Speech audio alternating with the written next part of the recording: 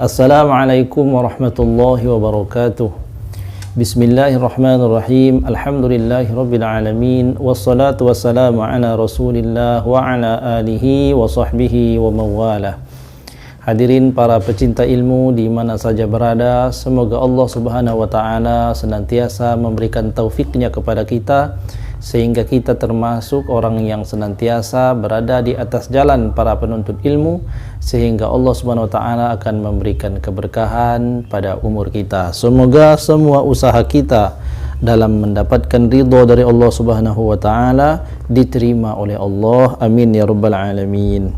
Hadirin yang dirahmati Allah subhanahu wa ta'ala, pada kesempatan ini kita akan membaca kitab Al-Fawaid Al-Mukhtarah Lisadiki Tariqil Akhirah. Bismillahirrahmanirrahim. Qala al-muallif rahimahullahu ta'ala, nafa'anallahu bihi wa bi'ulumihi fid darain amin. Warada fi ba'dil ahadits, telah disebutkan di dalam beberapa hadis. Jadi kutipan ini dikatakan di dalam kitab Al-Fawaid Al-Mukhtarah merupakan hadis yang dituliskan di dalam kitab Nafhatun Nasim Al-Hajiri halaman 306 dan dinukilkan di dalam kitab Al-Fawaid Al-Mukhtarah Lisaliki Tariqil Akhirah. Bismillahirrahmanirrahim. An-nasu arba'atu aqsam. Dikatakan di sini manusia itu terbagi menjadi 4 kategori, 4 tipe atau 4 jenis. Rajulun iktasabal mala min haramin wa anfaqahu fil harami fadzalika finnar. Bagian yang pertama yang disebutkan di dalam kitab ini adalah dalam keadaan seseorang itu mencari nafkah. Bagian yang pertama adalah seseorang yang mencari harta daripada harta yang haram. Selanjutnya harta yang haram yang telah ia dapatkan itu wa anfaqahu fil harami fadzalika finnar. Ia gunakan, ia nafkahkan untuk perkara yang haram juga. Maka jenis daripada orang yang seperti ini tempatnya adalah di neraka. Na'udzubillah summa na'udzubillahi min zalik. Jadi golongan yang pertama daripada manusia itu ada di kalangan mereka yang mencari harta yang haram, lalu kemudian setelah mereka mendapatkan harta haram tersebut, mereka gunakan pun pada sesuatu perkara yang haram. Seperti apa harta-harta yang haram itu? Yakni harta yang memang telah diharamkan oleh Allah subhanahu wa ta'ala.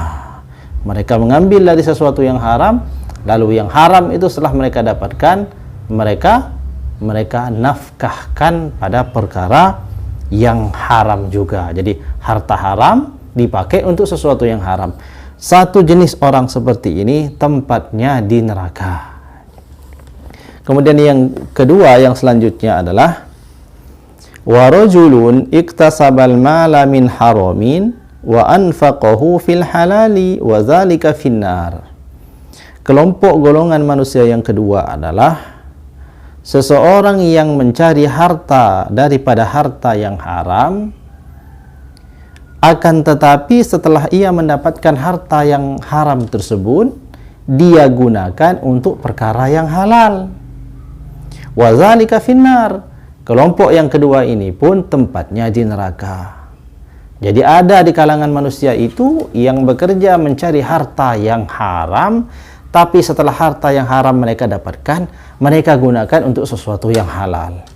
Contohnya, mereka mengambil harta-harta yang haram itu dengan jalan mereka korupsi, mencuri, atau mereka memperdagangkan sesuatu yang dilarang untuk diperdagangkan. Mereka memperjualkan minuman keras yang dipakai orang untuk bermabuk-mabukan. Itu adalah jalan mencari harta yang haram.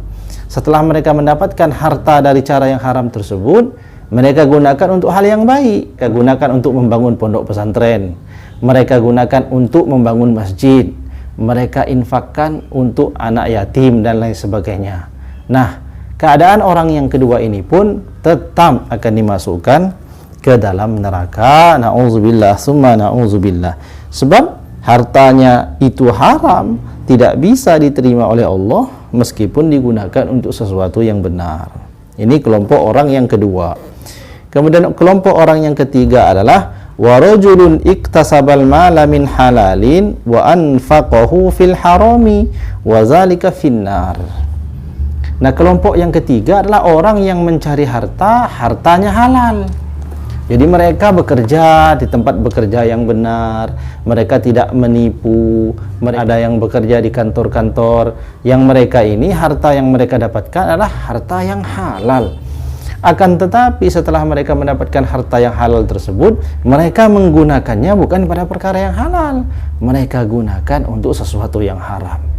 Kelompok yang ketiga ini pun tempatnya di neraka. Jadi mereka sudah capek-capek bekerja dengan pekerjaan yang halal, benar semua cara mereka bekerja, tidak ada orang yang ditipu, tidak ada orang yang dizolimi, tidak ada hak orang lain yang diambil. Artinya memang benar-benar bersih harta mereka itu. Akan tetapi mereka menggunakan harta yang halal tersebut terhadap sesuatu yang haram. Hartanya halal, diberikan minuman keras, mereka minum, mabuk-mabukan, maka itu masuk neraka juga. Atau mereka berikan untuk membangun tempat-tempat maksiat. Dari harta yang halal diberikan untuk membangun tempat-tempat maksiat. Maka sangat disayangkan kelompok yang ketiga ini pun, meskipun hartanya adalah sesuatu yang halal tapi menggunakannya pada perkara yang tidak halal, maka tempatnya juga di neraka. Na'udzubillah tsumma na'udzubillahi min zalik.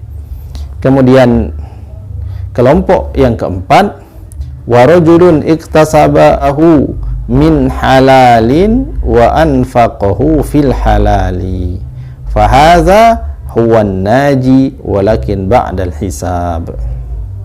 Kelompok orang yang keempat adalah mereka mencari harta, yakni harta yang halal dengan cara yang halal. Lalu setelah mereka mendapatkan harta yang halal tersebut, mereka pun menggunakan harta tersebut pada sesuatu yang halal juga. Maka kelompok orang yang keempat ini, mereka inilah orang-orang yang beruntung, mereka inilah orang-orang yang telah sukses, dan mereka akan dimasukkan ke dalam surga, akan tetapi setelah dihisab. Jadi hadirin yang dirahmati Allah Subhanahu wa taala, betapa seseorang yang telah mencari harta yang halal sekalipun, lalu kemudian ia gunakan harta tersebut untuk sesuatu yang halal juga, mereka tetap akan mendapatkan hisab daripada harta-harta mereka itu. Akan tetapi dinyatakan, Rasulullah Shallallahu Alaihi Wasallam menyatakan mereka termasuk kelompok yang selamat. Kenapa? Karena meskipun mereka dihisab, tidak ada masalah dalam hisab mereka itu, karena harta mereka adalah harta yang halal, juga digunakan untuk sesuatu yang halal. Nah, inilah golongan yang selamat. Hanya satu kelompok daripada 4 kelompok orang yang akan selamat tidak masuk neraka, yakni mereka yang mencari harta yang halal dengan cara yang halal, lalu kemudian menggunakan harta tersebut juga pada perkara yang halal. Semoga kita semuanya bisa mengambil manfaat daripada peringatan ini, sehingga kita benar-benar berhati-hati dalam mencari nafkah. Nafkah untuk menghidupi diri kita sendiri, juga nafkah untuk menghidupi orang lain, yakni keluarga, anak, cucu, dan lain sebagainya. Tidak ada jalan keselamatan selain daripada jalan harta yang halal dan digunakan pada perkara yang halal. Semoga Allah memberikan taufik kepada kita semuanya. Amin ya rabbal alamin. Alhamdulillahirabbil alamin. Subhanallahi wa bihamdihi, subhanakallahumma wa bihamdika, asyhadu an la ilaha illa anta, astaghfiruka wa atubu ilaik. Wallahu a'lamu bissawab, wallahu al-muwaffiq ila aqwamit thoriq. Wassalamualaikum warahmatullahi wabarakatuh.